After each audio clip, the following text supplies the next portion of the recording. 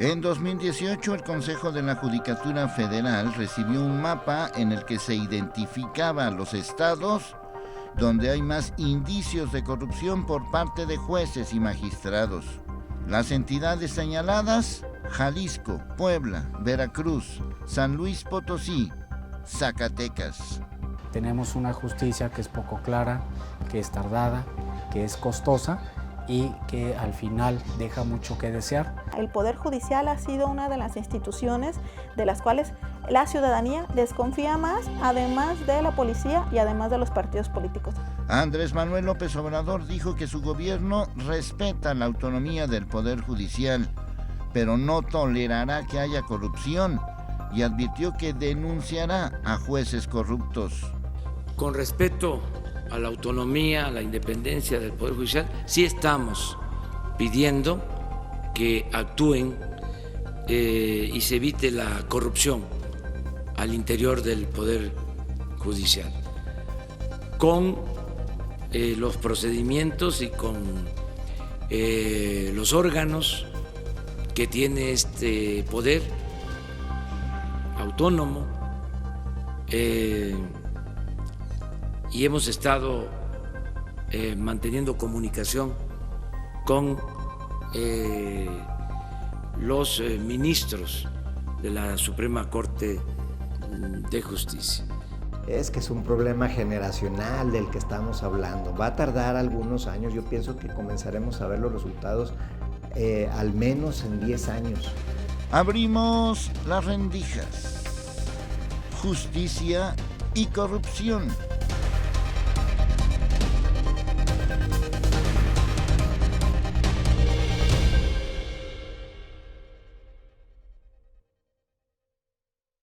Arturo Saldívar, ministro presidente de la Suprema Corte de Justicia de la Nación, reconoció que sí hay un problema de corrupción en el Poder Judicial y que ya lo sabía antes de llegar a la Corte. Sin embargo, no es generalizado ni es mayoritario, pero en aquellos casos o sectores donde lo hay y lo han detectado, lo están combatiendo. Hasta el momento se ha hecho público el caso de corrupción en Nayarit, luego de que el Congreso de esa entidad aprobara el desafuero de 2 magistrados y 4 jueces del Tribunal Superior de Justicia vinculados a un fraude que hicieron a derechohabientes. Lo que hemos observado, y además yo ya lo sabía antes de llegar a la Corte, es que sí hay en el Poder Judicial un problema de corrupción. No es generalizado ni es mayoritario, pero en aquellos casos o sectores donde lo hay y lo hemos detectado, lo estamos combatiendo. Los indicadores de la Fiscalía Anticorrupción, que hasta el momento no hay una sola sentencia después de casi 2 años de su implementación.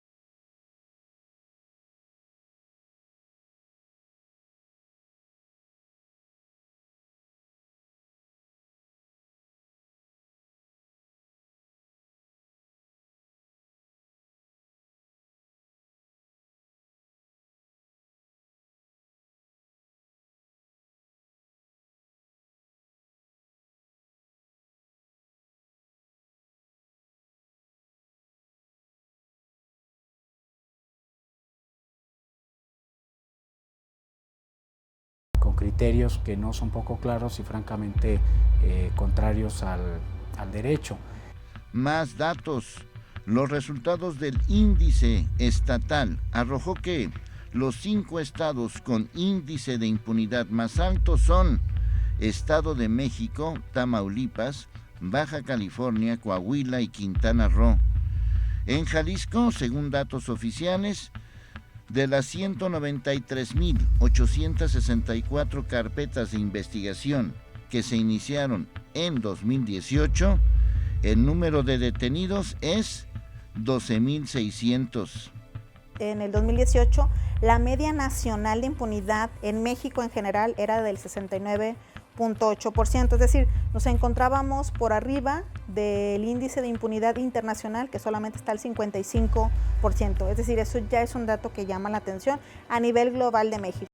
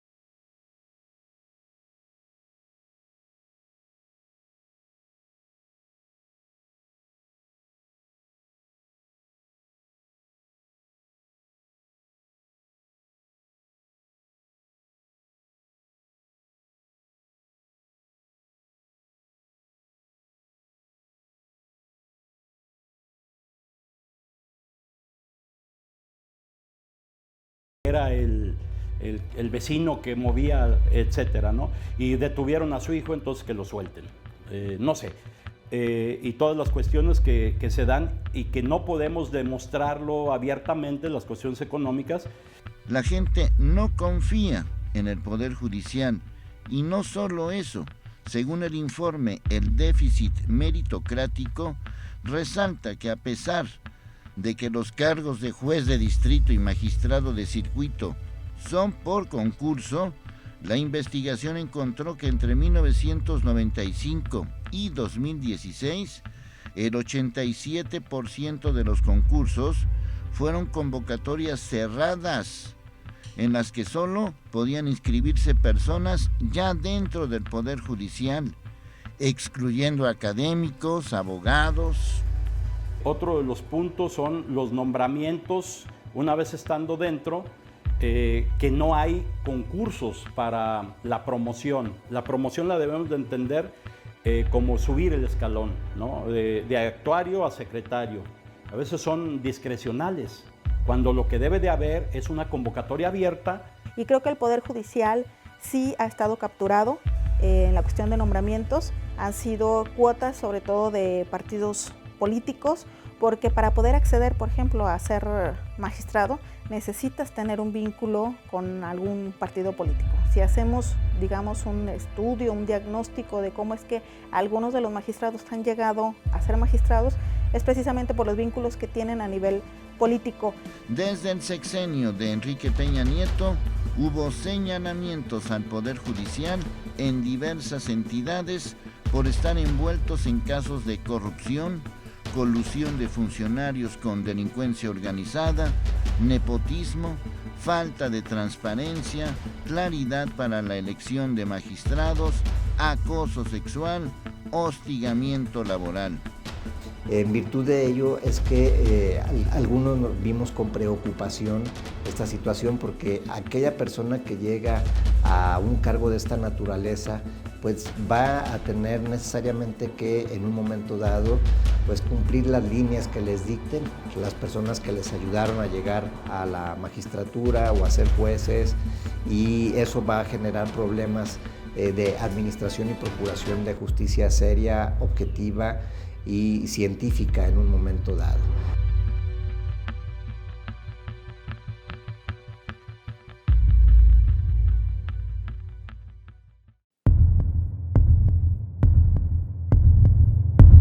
Tras 25 años de la creación del Consejo de la Judicatura Federal, en 2017 se dio a conocer el nepotismo dentro del Poder Judicial gracias a un estudio realizado en 31 entidades en las que se revela que hijos, parejas, padres, sobrinos, tíos, cuñados, suegras, al menos 500 jueces, magistrados ocupaban plazas en tribunales y juzgados de su adscripción o de otros. Nepotismo, es decir, heredan de hecho los cargos, o quienes acceden a los cargos dentro del Poder Judicial son bajo probablemente esquemas que tienen que ver con parentescos, con padrazgos, en realidad situaciones de cuotas y cuates. Entonces creo que la ciudadanía también ya ha advertido ese tipo de situaciones, y derivado de eso es que tiene una gran desconfianza en el Poder Judicial, incluso acoso sexual, hostigamiento laboral, a lo mejor probablemente vínculos con la delincuencia organizada. Tras 6 años de su inauguración, Ciudad Judicial, en la zona metropolitana de Guadalajara, es un proyecto que terminó costando más del doble de lo presupuestado, es decir, 700 millones de pesos. Nunca se procedió con sanciones administrativas y la obra sigue inconclusa.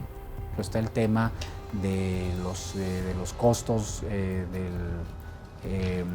Ciudad Judicial Estatal, que se hizo una inversión muy fuerte de dinero en la que casi se triplicaron los gastos, y no tenemos un edificio funcional con un piso superior que no funciona, y unas instalaciones que todavía no están a la altura de lo que se espera.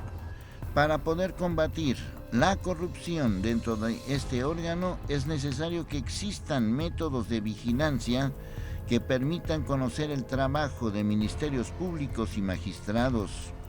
Por eso es muy importante que tenga que haber métodos de vigilancia sobre lo que se está resolviendo en los juzgados, en los casos, porque hemos visto y hemos escuchado denuncias de asuntos que alguien iba a ganar y lo pierde, ¿no? Existían todos los datos, todas las pruebas para ganarlas, y resulta que se pierde, ¿no? Y entonces ahí está indiciariamente donde se debe de hacer la investigación correspondiente en esos casos. Porque la integración de la carga de la prueba, pues solamente alguien que esté muy tonto nos va a decir, sí, yo le ofrecí al juez o al secretario para que me hiciera tal o cual acción en el procedimiento. Esto difícilmente se va a dar. En el caso Jalisco, Ricardo Zuro, presidente del Supremo Tribunal de Justicia, negó que exista una red de complicidad en la que los jueces actúen a favor de intereses particulares a sabiendas de que contarán con la protección de sus compañeros. Pero que sí tendría ya que en este momento reconocer el propio Poder Judicial que sí cuenta con esas problemáticas, porque además no es capaz de reconocerlas. Dice que no a algunas situaciones. Creo que los otros dos poderes, que es tanto el legislativo como el legislativo, en su momento debieron de tener mucho más cuidado sobre, en el caso del Poder Legislativo, sobre la creación de las propias normas que organizan el funcionamiento del Poder Judicial, y por parte del Ejecutivo, sin vulnerar las esferas de la autonomía que tiene cada poder, sí observar de manera más crítica al Poder Judicial. Con datos del manual que regula la remuneración de los servidores públicos del Poder Judicial de la Federación, un ministro gana entre 269,000 y 159,000, un juez de distrito 132,000, un magistrado de la Sala Superior 264,000, un magistrado de la Sala Regional y visitador recibe 149,000. Además se le suma el aguinaldo. Los ministros reciben la cantidad de 251,000 y un juez de distrito 444,000. Todo esto está a discusión actualmente. Nadie debe ganar más que el presidente, pero ellos sí. Sí, es muy deseable que se haga una evaluación muy puntual de los sueldos que deben de tener jueces y magistrados, que vaya acorde con su capacitación, con su antigüedad y con las responsabilidades que tienen, porque muchas veces no va acorde las cantidades que ganan con la calidad del trabajo que desempeñan. Muchas veces los jueces y magistrados se defienden diciendo que los sueldos nunca serán suficientes debido a la carga del trabajo, y es cierto que hay mucho trabajo, pero también es cierto que hay mecanismos que ayudan a aliviar las cargas de trabajo, como son la justicia alternativa. Magistrados, jueces, ministros cuentan con beneficios adicionales como prestaciones, seguros de vida, retiro, incapacidad de invalidez total y permanente, gastos médicos mayores y de separación individualizada, apoyo para comprar anteojos, ayuda de despensa y hasta estímulos por el Día del Padre y la Madre. El haber de retiro, si es correcto que se les otorguen, no sé, son como 3,5 millones a los magistrados en el retiro, y a los jueces es como 1 millón de pesos. ¿Por qué? Porque en los 2 años después de su retiro no pueden litigar. La ley les prohíbe el litigio. Entonces, ¿de qué van a vivir? Entonces, tenemos que discutirlo como sociedad, si es correcto como se está aplicando el haber de retiro o no. El tiempo de duración, si un juez debe de durar 10 años, si un magistrado debe de durar 50 o 10 o 20. Entonces, todo eso se debe de discutir, y realmente no se ha discutido abiertamente. El Poder Judicial es un ostracismo total. En México no hay ni un solo poder judicial que cumpla con los mínimos estándares de transparencia y participación ciudadana.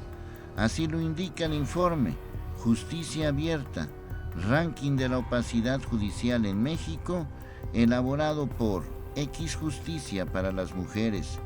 En el informe se evaluó a los 32 poderes judiciales del país en materia de transparencia, rendición de cuentas y participación ciudadana.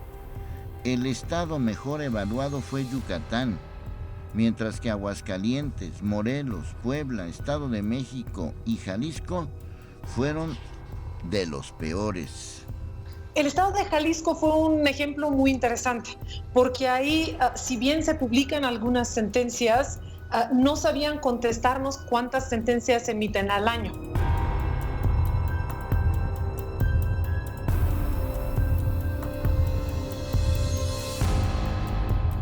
Entonces, fue muy difícil saber si se publican 10% o si se publican 100% de las sentencias. El problema principal que tenemos en México es que no existe una definición qué es este concepto, interés público.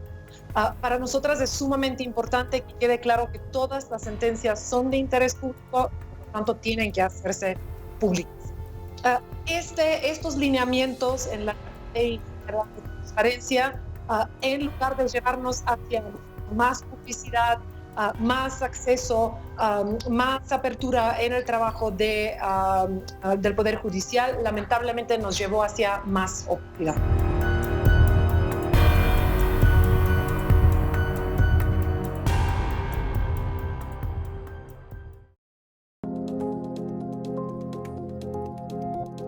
El 96.9%. El 97% de los poderes judiciales estatales no considera que todas las sentencias sean de interés público, y más del 56% ni siquiera tiene el control y registro del número de sentencias que emite.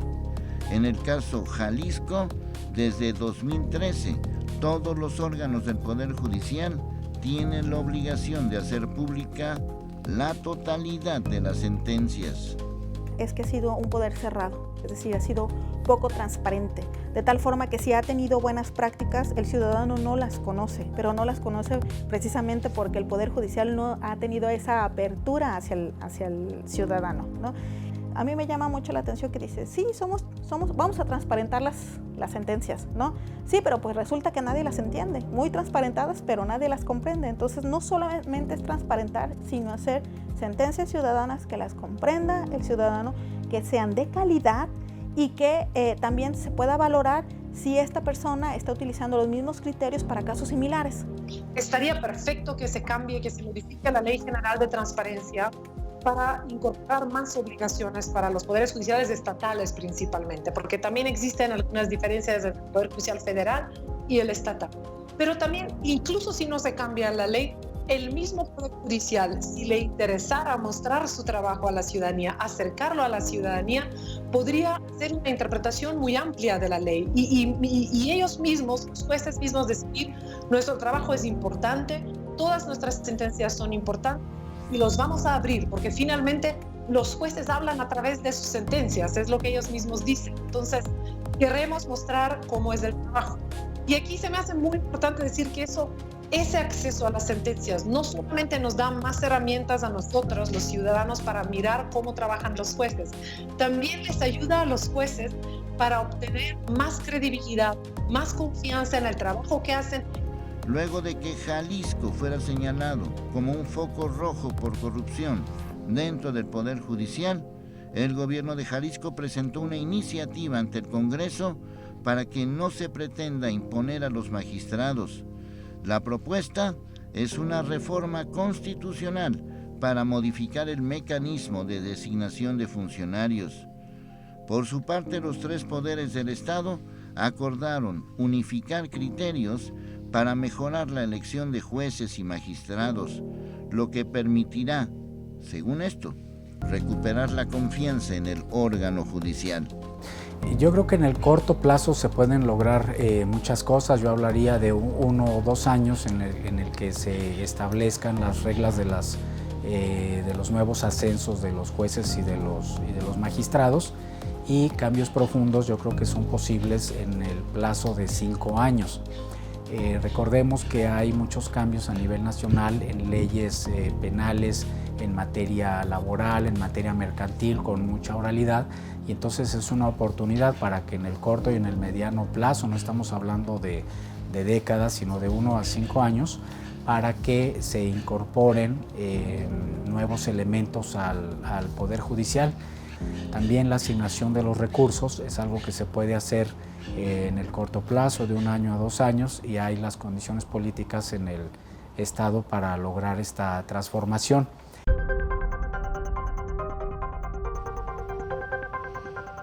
El estudio presentado sobre la opacidad de los poderes judiciales en cada una de las entidades de este país nos revela la realidad. Poco o nada le importa la justicia al Palacio de Justicia. En el caso Jalisco es evidente que durante muchos años ha habido una falta de transparencia. Un no informo, no digo, no señalo. Los temas de corrupción no es que sean muchos, o sean todos, o la gran mayoría, o la gran minoría. No estamos peleando cifras, estamos peleando resultados. Suena muy extraño, por ejemplo, que recientemente hayan liberado un juez a un delincuente de estos grupos que existen en el país, nada más por un error en un procedimiento. ¿Quién tiene la culpa? El deporte nacional es que el de atrás tiene la culpa. Ellos, los jueces, magistrados y demás, señalan que las maneras en cómo se realizan las detenciones están mal hechas. Y los que hacen las detenciones dicen que los jueces son muy especiales. El caso es que no hay justicia, punto. O porque se equivocan unos, o porque se equivocan otros, o porque se equivocan todos. No hay justicia. Y el que la hace, no la paga. Y de ahí vienen las burlas, y de ahí viene todo un sistema judicial que está roto. En realidad, todo es una simulación, la gran simulación. Yo digo que hay justicia, pero no sé cómo explicarlo.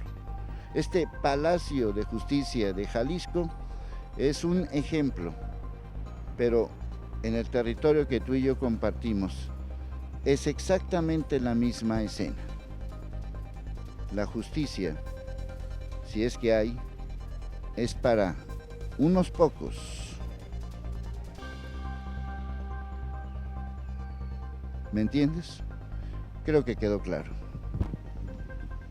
Sí es necesario un cambio radical en el proceso de elección y selección de magistrados y de jueces, en el que impere la meritocracia, en el que lleguen a ocupar estos cargos las personas que cumplan con los méritos suficientes. Entonces, ¿qué es lo que debemos de hacer en el nuevo sistema de justicia penal para acabar con que si sirve o no sirve? El que no sirva, como lo hicieron en Colombia, adiós, lo ponemos a hacer otra cosa, pero no va a seguir en esto. Aquí debes de tener a los mejores elementos, a los mejores policías, a los mejores ministerios públicos y a los mejores jueces. También socialmente debemos de tener una participación mucho más activa en conocer cómo se nombra a los magistrados, quienes forman parte de las salas, qué realizan, qué funciones realizan. Están sobre la mesa varias propuestas para reformar el Poder Judicial, incluso cambiar la Constitución, para cambiar a la Suprema Corte, incluso que para eliminar la corrupción que se ha detectado en este poder. Creo que un poco nuestra postura ha sido, quizá no es necesario hacer una reforma constitucional, quizá mucho de esto se puede lograr. Podemos tener este Poder Judicial más transparente, más abierto, donde es más fácil detectar los casos de corrupción, que es más fácil monitorear si se hacen algunos otros cambios como la que estamos proponiendo, ¿no? Que realmente nos abriría la puerta para mirar el trabajo más sustantivo de los jueces. También para estos cambios hay que pensar también seriamente en la fórmula para tener la autonomía del Poder Judicial del Estado. Y yo en este sentido comentar que no considero que sea un ataque a la autonomía del Poder Judicial del Estado el hecho de que les hagan exámenes de confianza, que se verifique si están haciendo un trabajo a la legalidad.